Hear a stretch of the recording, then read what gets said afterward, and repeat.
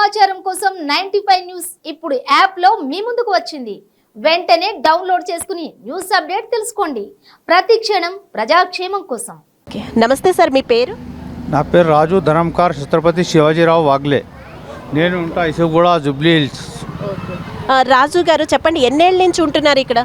ఇక్కడ కమ్సకం ఒక 50 ఏళ్ళు అయింది. అవునా, 50 ఏళ్ళ నుంచి ఇక్కడ ఉంటున్నారు. ఏం చేస్తూ ఉంటారు మీరు? నేను ప్రైవేట్ జాబ్ చేస్తా. ఓకే, ఒకసారి చెప్పండి, అంటే ఇప్పుడు మీకు ఇక్కడ ఉన్న ప్రాబ్లమ్స్ ఏమైనా ఉన్నాయా ఈ ఏరియాలో? మాకు ఇది చేస్తే బాగుండు ప్రభుత్వం అని ఏమైనా ఉన్నాయా చెప్పుకోవాల్సినవి? ఏం లే, మా పి జనార్దన్ రెడ్డి సాబ్ ఉండే ఎమ్మెల్యే కాంగ్రెస్. ఓకే బస్ ఆయన ఉన్నంత వరకు మంచిగా ఉండే. ఓకే, ఆయన పోయిన తర్వాత మాకు చాలా ప్రాబ్లమ్స్ అయిపోయినాయి. అంటే ఏ ప్రాబ్లమ్స్ ఫేస్ చేస్తున్నారు ఇప్పుడు ప్రెజెంట్? రోడ్ ప్రాబ్లం, మంచి ప్రాబ్లం, ఎమ్మెల్యే దగ్గర పోతే ఒక రెస్పాన్స్ లేదు మాకు. మేము అయితే అస్సలు పోలే. ఆయన ఒక 2 సార్లు కూడా కలిసిన తర్వాత కూడా ఆయన దగ్గర మేము పోలే. ఆయనతో మేము సంబంధం లేదు మాకు.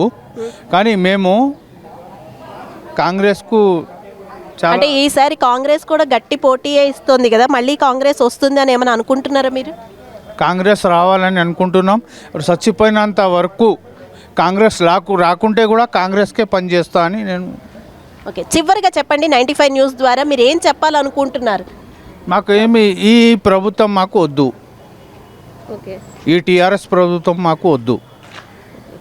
అంటే ఎందుకంత ఖచ్చితంగా మీకు అనుకున్నవన్నీ జరగట్లేదనా, ఇక్కడ సరిగ్గా లేదనా, రోడ్స్, డ్రైనేజా, ఏం ప్రాబ్లమ్స్ అసలు మెయిన్? గల్లీలా ప్రాబ్లం ఉంది. ఓకే, అంటే ప్రభుత్వం అందిస్తున్నవన్నీ ఏమైనా మీకు అందుకుంటున్నారండి? డబుల్ బెడ్రూములు కానీ, ధరణి అని ఏవో చాలా ఉన్నాయి. నాకు ఏమొద్దు, పబ్లిక్ మంచిగా చూసుకుంటే చాలు. థ్యాంక్ యూ సో మచ్ అండి. ఓకే, నమస్తే అండి, మీ పేరు? నా పేరు లక్ష్మి అండి. ఓకే, లక్ష్మి గారు చెప్పండి, ఏం చేస్తున్నారు ఇప్పుడు ఇక్కడ? కేవైఎఫ్ అనేసి రేషన్ కార్డుల గురించి అనేసి ఎంక్వైరీ చేస్తున్నారండి. చాలామంది పెళ్ళైపోయిన వాళ్ళు ఉంటారు, చనిపోయిన వాళ్ళు ఉంటారు. వాళ్ళని తీసేయడానికి ఇది వెరిఫికేషన్ అన్నట్టు. అంటే ఉన్న వాళ్ళని ఉంచుతున్నారు. అప్పుడు ఒక రేషన్ షాపులో కార్డులో నెంబర్స్ ఒక 4 మెంబర్స్ ఉన్నారంటే ఆ 4 మెంబర్స్ కూడా ఇక్కడ ఉన్నారా లేదా, ప్రెజెంట్ ఉన్నారు అంటే వాళ్ళందరూ వచ్చి ఇక్కడ మనం ఫింగర్ పెడితే వాళ్ళు ఉన్నట్టు వాళ్ళకి రేషన్ ఎప్పుడూ రెగ్యులర్గా ఇస్తారు. అంటే ఎవరైనా లేకపోతే తీసేస్తారు. అవునా, ఇప్పుడు అంటే ఈ రేషన్ కార్డు అసలు అప్లై చేసుకోవాలంటే మినిమం ఎంత వరకు ఉండాలి ఆదాయం, అసలు డీటెయిల్స్ ఏంటి ఏమైనా చెప్పగలుగుతారా? కొంతమంది తెలియదు కదా వాటి గురించి. అది మామూలుగా పూర్ ఫ్యామిలీ వాళ్ళకని రేషన్ కార్డు ఉందండి. ఇవాళ రేపు ఎట్లా అంటే ఉన్న వాళ్ళు కూడా తీసేసుకుంటున్నారు.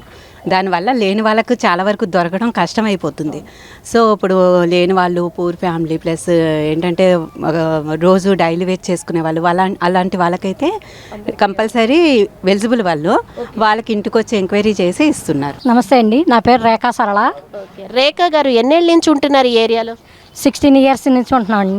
16 ఇయర్స్గా. ఇక్కడ ఏమి ఇబ్బందులు ఉన్నాయి, మీ సమస్యలు ఏంటి? ఇక్కడ వర్షం వస్తే బాగా వాటర్ అంతా, డ్రైనేజ్ వాటర్ అంతా పైకి వచ్చేస్తుంది. అసలు నడవడానికే ఇబ్బందిగా ఉంటుందండి. అది కొంచెం ఇబ్బంది. ఇక్కడ మిగతా అంతా బాగానే ఉంటుందండి. రేషన్ అది మాకు టైంకి అందుతుంది. డబుల్ బెడ్రూమ్ కూడా మాకు అందరికీ అందితే పేదవాళ్ళందరికీ బాగుంటుందని మా ఉద్దేశం అండి. అంటే ఇంకా ఏమైనా అందుకుంటున్నారా? ప్రభుత్వం చాలా పెడుతుంది కదా పథకాలు, అవి మీరు ఏమైనా అందుకుంటున్నారా అండి? మేము రేషన్ సక్రమంగా వస్తుందండి. బతుకమ్మ శారీస్ కూడా బాగానే వస్తాయి, మంచిగా వస్తాయి. ఇక్కడ లీడర్స్ అందరూ మనం ఏది చెప్పినా గబుక్కుని వింటారు, చేస్తున్నారు కూడా మాకు. ఇంకేదైనా చివరిగా చెప్పాలనుకుంటున్నారా? ప్రభుత్వానికి ఏదన్నా ఇది మా కోసం చెయ్యండి అని ఏదన్నా చిన్న సలహా ఇవ్వాలనుకుంటున్నారా? డబుల్ బెడ్రూమ్ అందితే మాకు చాలా సంతోషిస్తామండి. మేము చాలా అది అందట్లేదు, అందరికీ అందాలని అనుకుంటున్నాము.